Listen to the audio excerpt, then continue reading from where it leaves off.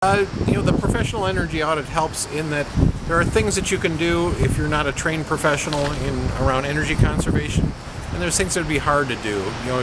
Energy professionals would have test equipment that are not things you can go out and make, nor would you know how to operate them.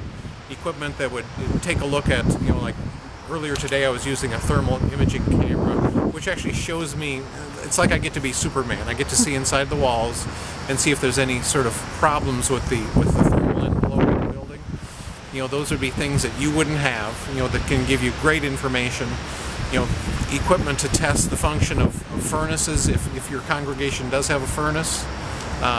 There's test equipment that will analyze the combustion gases, and a chunk of it is just the knowledge. It takes, after going in a few hundred buildings, you start to really get to understand what to look for, where would be the weak links, and just, it can be overwhelming looking at a building, and with experience you can get to go, what to ignore and what to pay really close attention to. So that'd be part of the value that an energy auditor would bring, would be to be able to just narrow it down and say, do not get freaked out about those windows, because here's where the deal is: the money's in this roof. Mm-hmm. So bringing in a professional can just speed the whole process.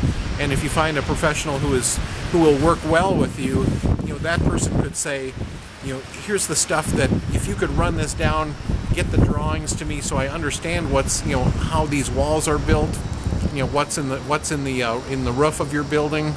That'll be useful data. I don't have to climb up there and go and confirm that, because I got the drawings, or I've taught you how to go up there and get a reading on what kind of insulation is in place. So there'd be great ways to work with an auditor. Pulling together utility data would be another thing that would be really helpful, that I could use my time to go dig that up. Or if you just provided that because you got staff people, you could talk to the accountant and just bring me crucial data as to what's happening month by month. So then an auditor could take a look at that and say, all right, I see that your main issues here are on the cooling side.